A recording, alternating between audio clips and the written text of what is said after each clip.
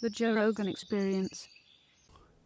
Is any of this all the pressure and the scandal every 3 weeks? Is this is it weigh on you? Is it difficult? How are you feeling? Like when all this is going on, this is a new thing. Stretched. Like, yeah, it's like simultaneously the worst possible thing and the best possible thing that could happen.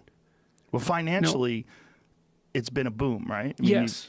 It's which yes, is hilarious. Yes. I mean, the thing that I shouldn't say this, but I'm going to because it's just so goddamn funny. I can't help but say it. I figured out how to monetize social justice warriors.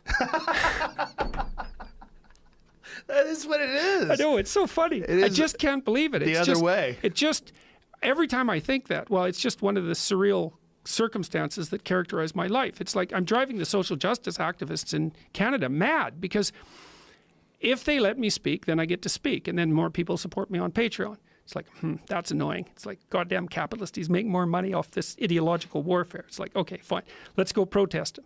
So they go protest me, and then that goes up on YouTube, and then my Patreon account goes way up. So it's like, they don't know what to do. And so one of the things they keep accusing me of, they keep accusing me of like hauling in the loot. And I think, well, look, here's the situation, guys. I give away everything I do online for free. It's free. And people are giving me money. They're just sending it to me. I'm not twisting their arm. I'm not even asking them for it. Well, I guess that's not exactly right because I set up the Patreon account, but that's more complicated than it looks. A lot of that was curiosity. And I thought, well, I could increase the production quality of my online videos. Well, it was also the potential of you being removed from the university. Well, that was real potential. Oh, yeah. Oh, and yeah. And people wanted that. Oh, yeah, they haven't stopped wanting that. Yes. In October, when the Lindsay Shepherd scandal broke and it looked so bad for the left-wing ideologues, like 200 University of Toronto community members signed a petition to get me fired again. And I was kind of upset about that. And this is what my life has been like. And so my son came over that day and I said, Jesus, Julian, you know, like 200 people at the faculty at the University of Toronto petitioned the Faculty Association, and then they sent in a petition to the administration to get me fired. It was the Faculty Association. That's my union. They didn't even contact me. And Julian said, don't worry about it, Dad. It was only 200 people. And I thought, that's what my life is like. It's like a day where 200 people sign a petition to get me fired as a professor. My son can come in and say, well, that's not so bad. It's like, it's only 200 people. That's how like, weird Jesus. The scale's Yeah, gotten. that's right. It's so surreal. Because you could say that online and look what's happening, and then the support would be overwhelming from who knows how many people. Well, but the it'd be multiple administration times of that. Yeah, absolutely. Well, in the administration at the University of Toronto, like they didn't take it seriously at all. The call to have me removed. It didn't even cause a ripple. Now, who are these 200 people, and what was their motivation?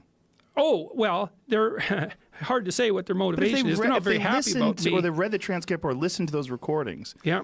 How could they possibly be against you based on that? Oh, because they think that the people who conducted the Inquisition were right. Well, that's madness. Oh, yes. But look, I mean this formally, like 20 members of Pimlott's and Rambukkana's faculty, that was communications at Wilfrid Laurier, wrote a letter supporting them. So that's why it's not an isolated incident. It's like, no, they thought that what they were doing was right.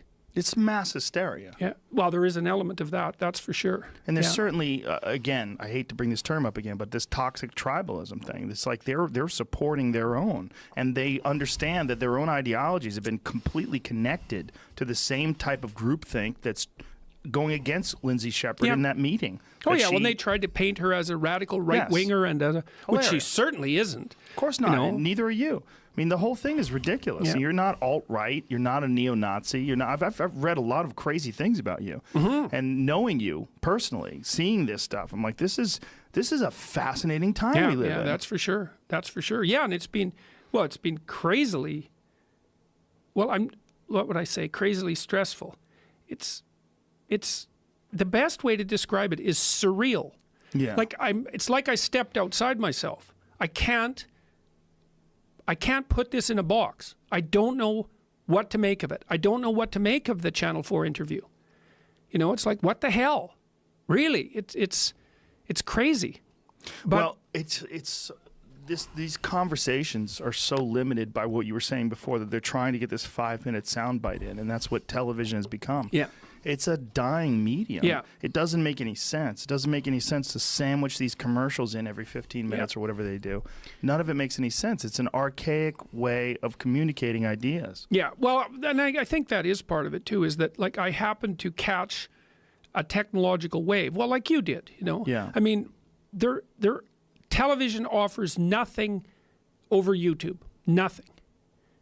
Because YouTube offers everything that on my TV. Yeah, well, exactly. Yeah. And there's no space requirements on YouTube, so you don't have to do this twist the complex event into a short soundbite and entertain everyone. Right. And it turns out too that there's this huge audience online for actual content, like just genuine conversation.